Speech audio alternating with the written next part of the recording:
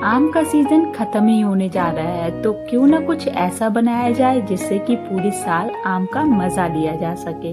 तो यही सोचते हुए आज मैं बनाने जा रही हूँ कुछ खट्टा कुछ मीठा आम पापड़ रेसिपी। कुछ टिप्स मैं आपके साथ शेयर करूंगी जिससे आपको पता चलेगा कि एक परफेक्ट आम पापड़ कैसे बनता है। तो चलिए ज्यादा देर नहीं करते हैं और शुरू करते हैं आज की ये आम पापड़ की recipe. Everyone, welcome to homemade foods with Shalini. अगर आपको भी आते हैं मेरी रेसिपीज पसंद तो प्लीज चैनल को सब्सक्राइब करना बिल्कुल मत भूलिएगा। आम पापड़ बनाने के लिए सबसे पहले आपको आम को अच्छे से धो लेना है और उसको किसी कपड़े से पोंछ लेना है। तो ये देखिएगा आम मैंने इसको पहले से ही धो लिया था और इसको पोंछ लिया है। आम आप किसी भी टाइप का ले सकते हैं, ये आप पर डिपेंड करता है। तो यहाँ पर मैंने कुछ पके हुए आम लिए हुए हैं। आप चाहें तो कुछ आम कच्चे भी ले सकते हैं, उससे क्या होता है एकदम खट्टा खट्टा सा बनेगा। बट मेरे पास ये अवेलेबल थे तो मैंने ये करीब 1.5 किलो के करीब ये वाला आम लिया हुआ है। ये पका हुआ आम है। तो यहाँ पर देखिए 1 किलो के करीब पल्प निकल के तैयार हो गया था। अब मैं मिक्सी में इसको पीस लूंगी। तो ये देखिएगा हमारा ये पेस्ट बन के तैयार हो गया है। इसी तरीके से सारे पल्प को हम इसी तरीके से पीस लेंगे। और ये देखिएगा फिर हमें किसी स्ट्रेनर से इस तरीके से छान लेना है। उससे क्या है जो आपका आम पापड़ बनेगा ना एकदम परफेक्ट बन के तैयार होगा। ऐसा करने में थोड़ी सी आपको मेहनत लगेगी, बट कुछ अच्छा खाने के लिए थोड़ी तो मेहनत बिल्कुल बनती है। तो यहाँ पर मैंने इसी तरीके से सारे पल्प को निकाल लिया है। और ये देखिएगा थोड़ा मतलब जो रेशे वगैरह होते हैं ना वो निकल जाएंगे। और ये देखिएगा पल्प हमारा निकल चुका है पूरा। अब मैंने गैस पे कढ़ाई रखी हुई है और सारे पल्प को उसमें ट्रांसफर कर दिया है इस तरीके से।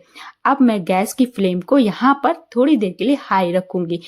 साथ ही साथ आप इसमें शुगर भी ऐड कर दीजिएगा। शुगर मैंने यहाँ पर 100 ग्राम के करीब ऐड की हुई है। ये देखिएगा करीब आधी कटोरी के करीब है। तो आप एक कटोरी से आप देख सकते हैं। तो यहाँ पर आम मीठा था, इस वजह से मैंने थोड़ी सी कम शुगर डाली हुई है। अगर आपका आम खट्टा है तो आप थोड़ी ज़्यादा भी शुगर डाल सकते हैं। तो ये टोटली आप पे डिपेंड करता है, ये आम पर भी डिपेंड करता है।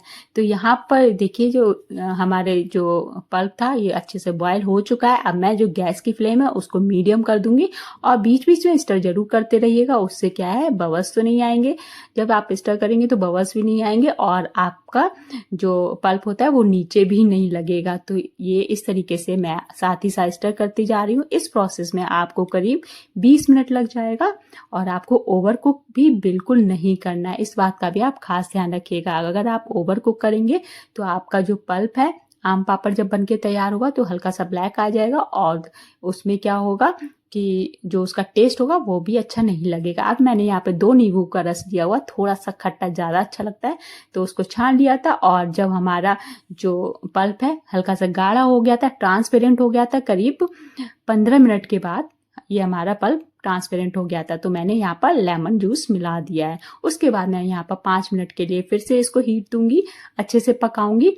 तो मतलब टोटल 20 मिनट हो गया था। जब तक ये हमारा मीडियम फ्लेम पर पक रहा है जो पल्प, तब तक मैं यहाँ पर प्लेट तैयार कर लेती हूँ। जो प्लेट है उस पर मैंने घी लगाया हुआ है, घी से ग्रीस किया हुआ है। अब फटाफट से मैं यहाँ पर गर्मा गर्म इस पे पल्प डाल दूंगी। ये देखिए इस तरीके से जब आप प्लेट मूव करते हैं और ये ऑटोमेटिक फैलता जाता है, इसका मतलब आपका जो पल्प है ये परफेक्ट है। तो ये देखिएगा 3 प्लेट हमारी बनके तैयार हुई थी। और आम पापड़ कभी भी आप ना ज्यादा मोटा रखिएगा ना ज्यादा पतला। मोटा सूखने में बहुत टाइम लगता है और पतला खाने में टेस्टी नहीं लगता है। तो इस चीज का खास ध्यान रखिएगा। अब चाहें तो आप 2 दिन के लिए इसको धूप में भी रख सकते हैं, इस पे कुछ कवर कर दीजिएगा। और चाहें तो आप पंखे के नीचे भी इसको 2 दिन रख दीजिएगा। मैंने तो इसको पंखे के नीचे ही सुखाया था और ये देखिएगा हमारे 2 दिन हो चुके थे और ये हमारा परफेक्ट आम पापड़ सूख के तैयार हो गया है। मतलब आपको बहुत ज्यादा भी नहीं सुखाना है, ये देखिएगा। और मैं तो बल्कि एडवाइस करूंगी धूप की जगह आप पंखे में ही रखिएगा।